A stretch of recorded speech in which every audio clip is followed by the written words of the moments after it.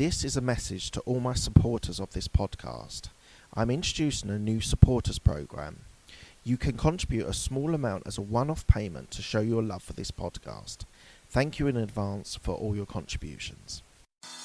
Hi, this is the Absolute Business Mindset podcast, hosted by Mark Hayward. I am a corporate employee with an entrepreneurial mindset. This podcast will help and support you with new ideas about business. These are my thoughts, ideas, and comments. Today, we're talking about know the market, know your decisions, be driven by the market, and triple down when that decision is made. Hi everyone, this is the Absolute Business Mindset podcast. Today we're going to talk about knowing the market. So what we're going to talk about today is for you to be able to understand what your clients need and be able to triple down on when those decisions need to be made. So what's the first things you need to think about when you're thinking about the market? So what I would suggest is you're starting this up. I would say that you need to speak to your clients, you speak to your friendlies, because they are the current market that you have. So it's really important that you go out, speak to them. Now, obviously, some clients are more friendly than others, and those ones that you have the best relationship with, I would say go out and speak to. They are the key people that you and know your business and know your company. And so those are the people that you would best get the knowledge out of, knowing what they need, equally to knowing your business as well. So I would say even if some of them might not be relevant, if you've got a difficult or a troublesome relationship, then I would say don't go out and reach to them. But you'll have some clients that will be interested and engaged and want to get to know different products or services that you perhaps are bringing to the market. So go and speak to those friendlies. They give you great insight. Second thing I would say is that you speak to experts. So there are obviously going to be experts in the market, whether they are people that you work with, whether they are people that you've networked with and might have a particular knowledge or skill or experience in the market that you're looking to leverage. So go and speak to those people because they will give a great insight into the area of business, not always the market, but they'll be able to give you a great insight into the product or service that you're providing. So if you're providing a piece of software and you've networked with someone, professor, for example, then they might be able to give you great insight into how to code it, how to develop it. It could just be a very experienced coder or a very experienced businessman who's worked in software for many, many years. It could be someone like that. Just get their view. Thirdly, speak to colleagues. So it depends on whether you're running a business or whether you're in a company. There will be colleagues that will be able to help. They might be partners or directors, they might be CEOs, they might be experienced people within your business. I would go and speak to them as well. You can get a viewpoint on them. They might not know your area, your business, but they will definitely be able to give insight into the company that you work for and maybe some barriers that you might get internally. So it could be a political sort of move. You need to make sure that you have got the right stakeholders involved and the people involved. So go and speak to those colleagues as well. They don't always need to be the most experienced people, but the people with the greatest knowledge in the area that you're trying to leverage might be very, very helpful. And then also, sometimes you need to go out and speak to the prospects, speak to the opportunities, the clients that you haven't got yet that you would like to get, and going out and speaking to them. And if you're selling or bringing something new to the market, again, let's talk about software, you might want to go out and do a demo or do a presentation about what you're doing and your sort of timeframes, your delivery dates, etc. So it might be very important to go and speak to them as well because you get to know them. You're building relationships which will be stronger for your business in the long term. So equally, going out and speaking to someone about something positive about your business is also very, very attractive and very, very appealing when you're trying to get new business. So you can always cross-sell, as we talked about the friendlies, the clients that you've already got. But equally, there is always scope for new businesses, new clients, new companies. So that's how you consult when you're sort of designing the phase of knowing the market. I would say also that this is incredibly important, and a lot of people trust hunches or sort of feel for what the market is. I would say this is kind of a little bit of a bad move. Let's just be honest, it is a bad move. If you're driven by what your most senior person or your expert is telling you, that can put you in a very weakened position. So don't do things on hunches. If you're going to really triple down on this, you need to know what the market is saying. So you need to think about those clients, those friendlies, those experts, those colleagues, and their opportunities, the prospects as well. So I've just told you that you need to listen to experts. I'm just going to say a bit of a caveat, a bit of a disclaimer on them. Experts are hugely biased. They believe their area is the most important area, and their expertise in that area means that everything, their whole world, is based on that very small segment of the market. So I would say, yes, go and speak to them, but sort of pinch of salt time.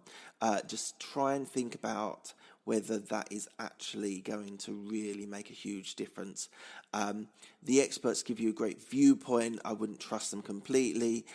Often experts are sort of clothed, let's say, metaphorically, in being the people that can make the right decisions. Sometimes these people aren't necessarily very business-minded. Sometimes they are so focused on one thing. If you make a modification in a slightly different area, or you're going into a different module for a new area, or new specialism, they will be very anti it because it's not their area of expertise. So definitely get their reviews, but don't base everything purely on an expert's view. And that just means, from my point of view, and this is my point of view, but this is my podcast, I can give you my point of view, staying a generalist is a much better way in specialism, in not being a specialist and in being the best businessman that you can be. Stay as a generalist.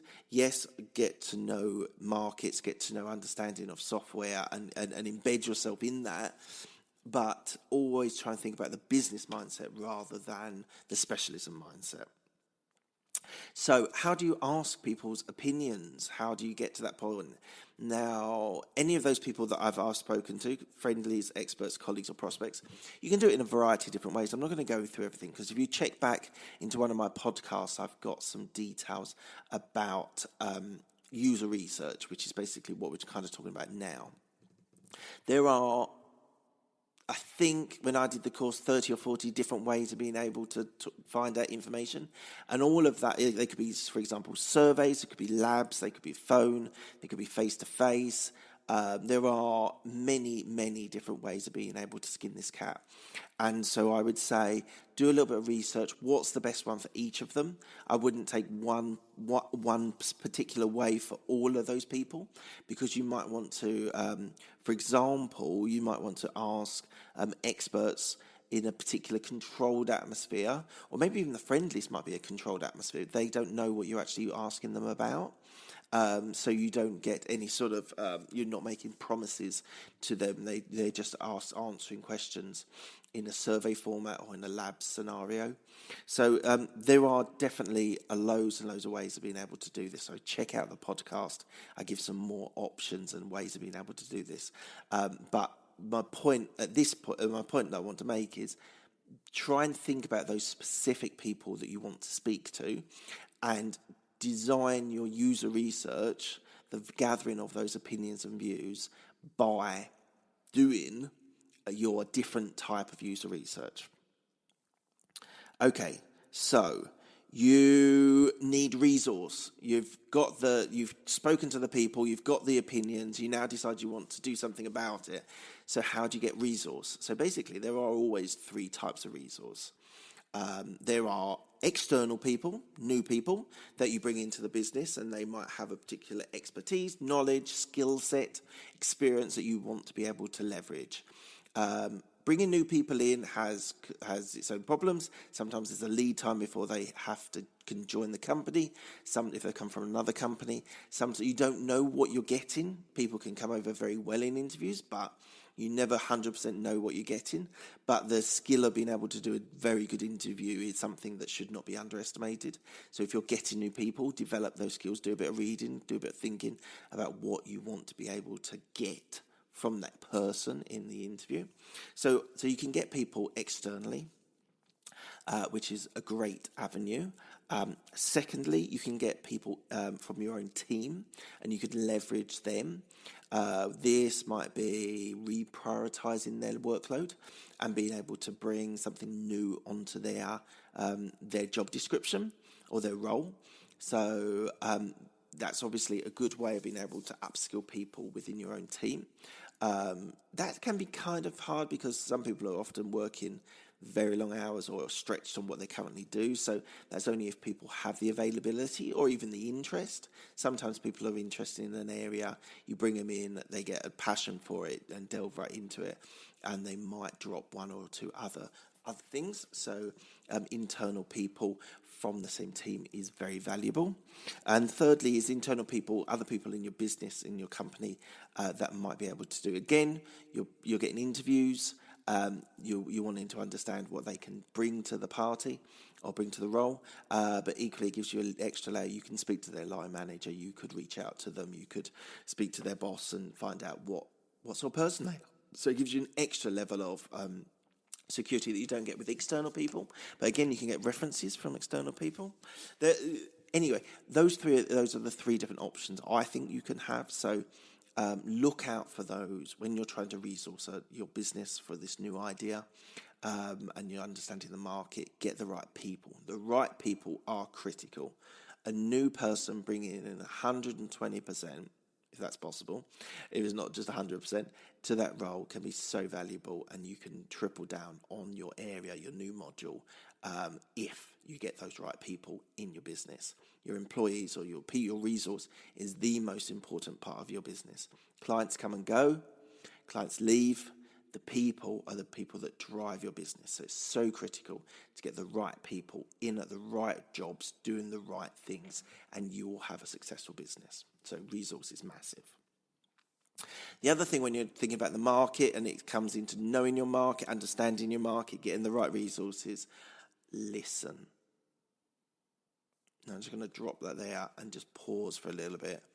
You need to listen to the market. You need to listen to your experts, your colleagues, your friendlies. You need to listen to your resource. You need to listen to the way they get you their opinions in the surveys or face-to-face. You've got to listen to them. So it's critical that you're able to deliver and listen to that person when they're giving their views and opinions. And then it's about acting and doing. So you've looked at the whole 360 view on the market. You've understood, you've listened, you've understood, you've been able to build up a view on how you're going to deliver that module. Then it's doing, acting, getting it done. You've got the right resource, deliver. And then once you've got all of those pieces in place and you're starting to do, then it's triple down. It's get those people working, get you working as hard as you can to triple down, because you've understood what the market needs. You've got the new module of software. You're delivering that, and you have to do that as fast and as best and with true quality to be able to get that done. And then once you've done all of that, then it's just sales and marketing. It's getting the budget to be able to get extra sales and marketing, and then triple down on that. That's what you've got to drive. You're building a module. You're then going out and you're marketing and selling to people to be able to get your message of your new piece of software out. And the last point I just want to say is about trusting what the market has said. That is incredibly important. You need to be able to trust them on what they're saying, because you've done all this research, you've done all this understanding. So triple down on understanding what the market is, and then get things done and deliver. Thank you. This is the Absolute Business Mindset podcast.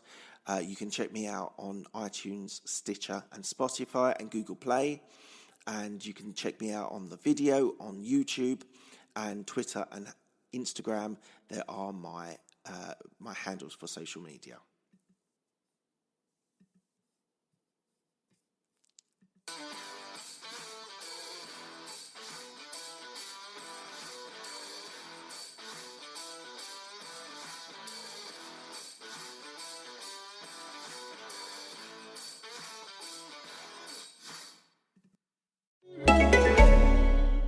News, laws, and regulations are changing by the day. We get it. And at ADP, we're here to help guide you with up-to-the-minute compliance expertise, so you can pay your people accurately and on time, regardless of what each new day may bring. Learn more at adp.com.